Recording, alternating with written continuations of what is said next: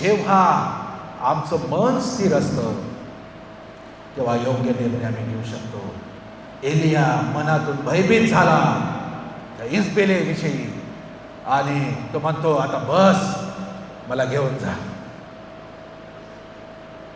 होऊ शकतं आम्ही अग्नी उतरवलेला असेल स्वर्गातून, पण आम्ही राणीला भिवू शकतो. कारण तिने काय केलं, सर्व याजक देवाच्या सेवकांना धरून तिने मारलं. त्याला भीती वाटली, मलाही मारून टाकेल. अरे पण तुझ्या बाजूने देव आहे ना, त्या राणीची काय अवकात, त्या मनुष्याची काय अवकात, हे विसरला. मन खचलं, मन भयभीत झालं. सैतान एवढी भीती दाखवतो की आम्हाला विसर पडतो माझ्या बाजूनी कोण आहे.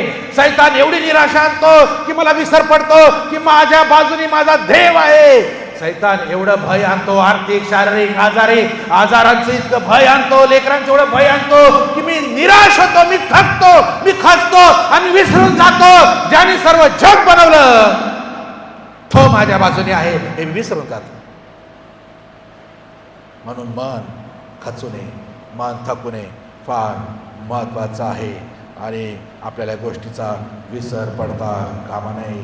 मन थकलं खचलं तर जी धाव आम्हाला नेमून दिली आहे त्याप्रमाणे त्या धावेवर आम्ही नीट धावू शकणार नाही. प्रेषित पाऊल आपल्याला बोलताना म्हणतो की वधस्तंभाकडे वर खेळलेल्या येशूकडे पहा. ज्याने पात्यांचा एवढा मोठा त्रास सहन केला त्याच्याविषयी विचार करा. 3 गोष्टी आहे. जेव्हा मी वधस्तंभाकडे बघतो तेव्हा मला 3 गोष्टी पाहायला पाहिजे. ऐकून घ्या, फार महत्वाच्या आहे. मला काय दिसतं वधस्तंभ पाहिल्यावर? वाचूया गलातीकरास पत्र 6 अध्याय आणि 14 वचन. गलातीकरास पत्र 6 अध्याय आणि 14 वचन मध्ये लिहिलं आहे, आपला प्रभू येशू ख्रिस्त ह्याच्या वधस्तंभाच्या अभिमानाशिवाय कशाचाही अभिमान बाळगणे माझ्या हातून न हो. त्याच्याद्वारे जग मला वधस्तंभावर खिळले आहे व मी जगाला वधस्तंभावर खिळलेला आहे. हिंदीमध्ये आपण ट्राय करणार, हिंदीमध्ये वाचा.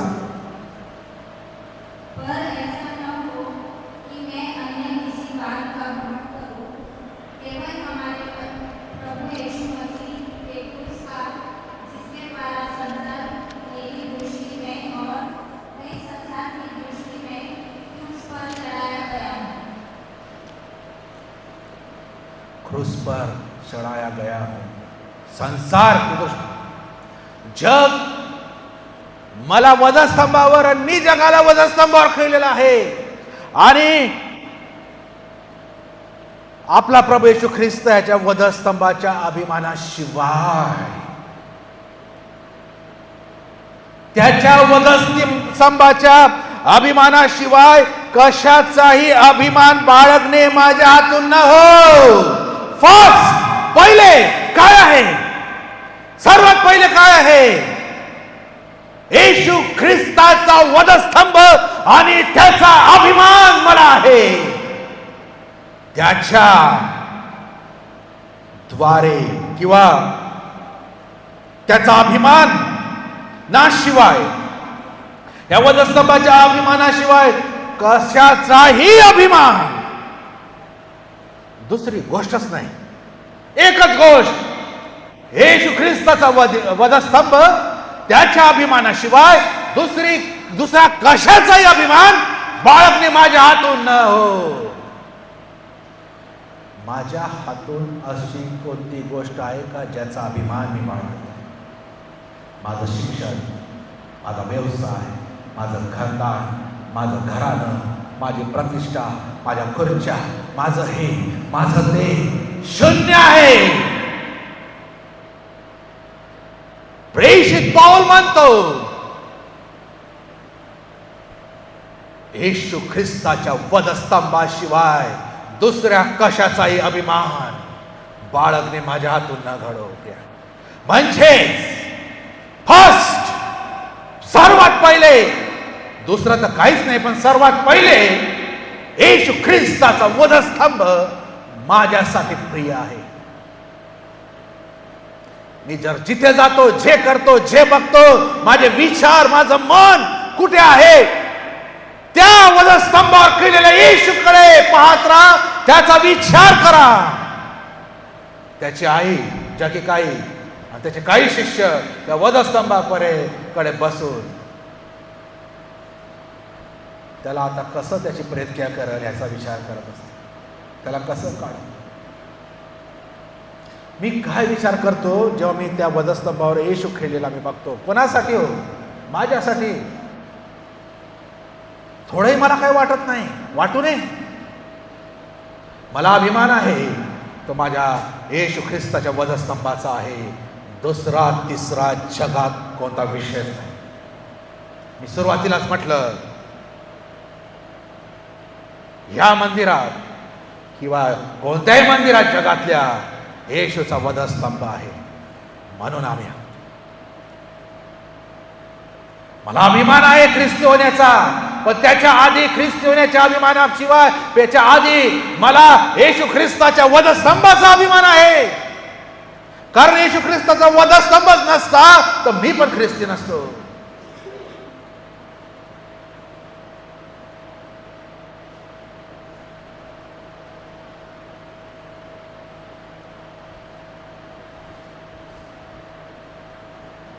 गलतीकरासपत्र 2 अध्याय 20 वचन. गलतीकरासपत्र 2 अध्याय आणि 20व्या वचनात लिहिलं आहे,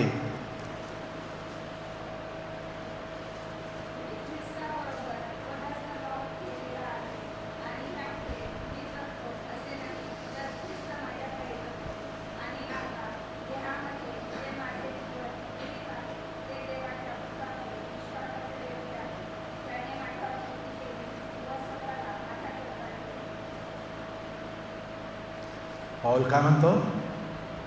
हिंदीमध्ये वाचा.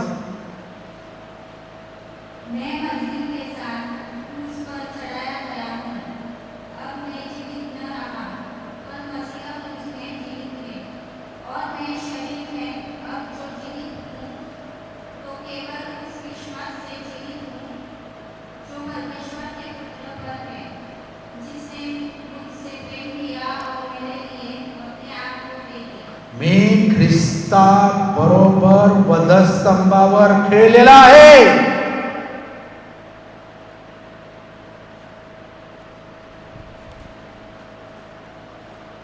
हा माझा पण वधस्तंभ आहे.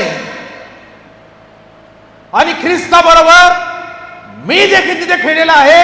कारण तो ख्रिस्त माझेच पाप तिथे वाहत आहे, माझंच ओझं तिथे वाहत आहे. मी पण खेळलेला आहे. आणि ह्यापुढे मी जगतो असे नाही तर ख्रिस्त माझ्या ठाई जगतो.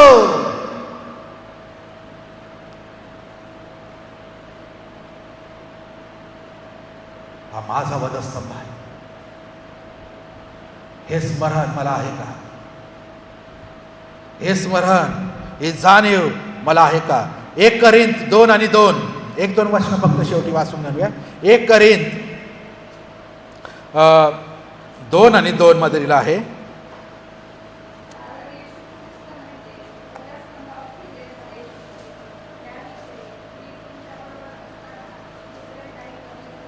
हिंदीमध्ये वाचा.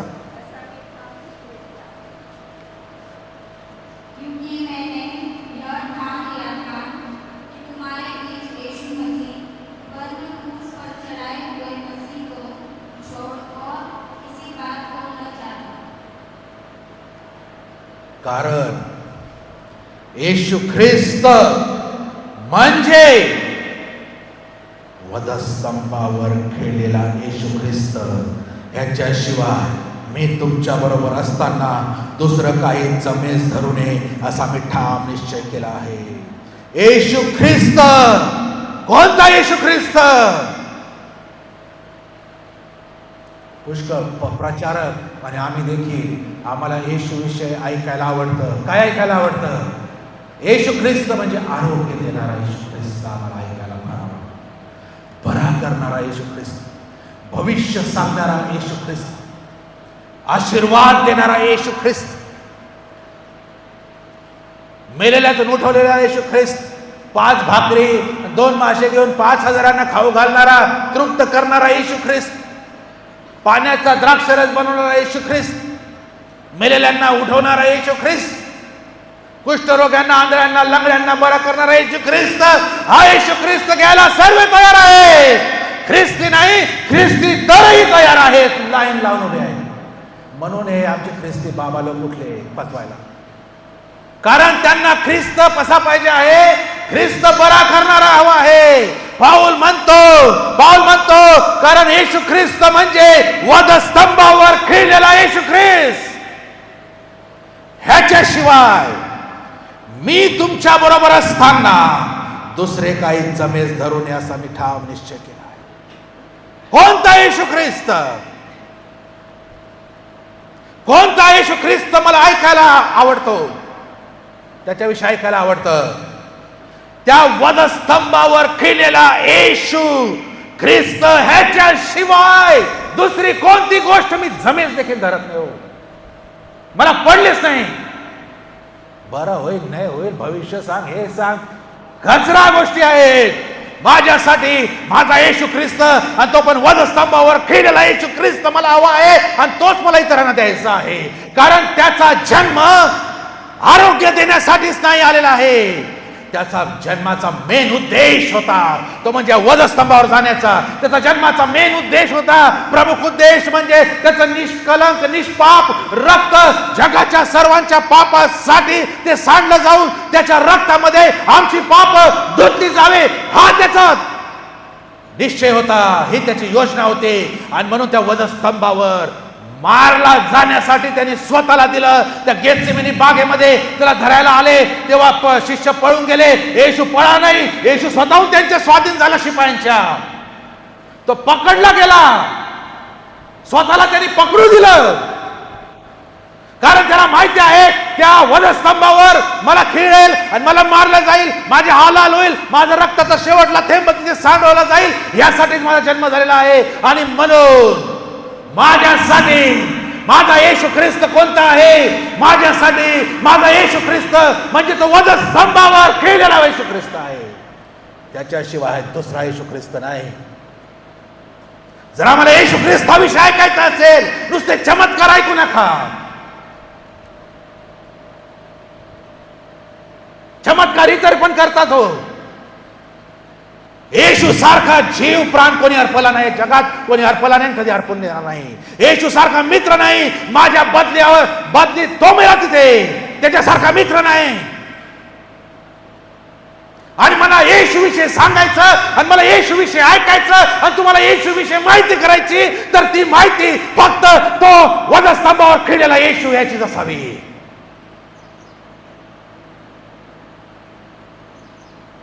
जा अजून इथे बरे करणारे तिथे बरे करणाऱ्याकडे होतील, पण बरे काय उपयोग?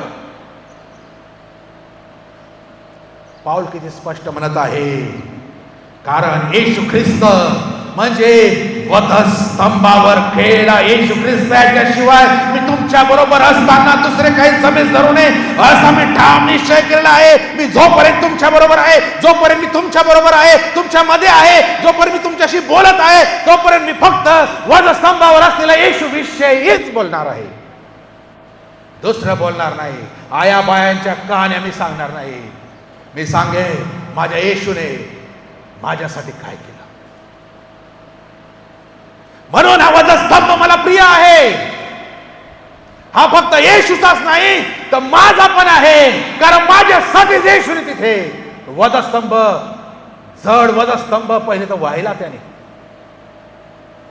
त्या जखमा होत्या पाठीवर, तशा जखमांवर तो वधस्तंभ ठेवला आणि त्याला चालायला लावलं, तो धरून त्याचाच वधस्तंभ त्याला व्हायला लावला. तो माझा होता. हो, गलातीपत्र 5 अध्याय 24 वचन.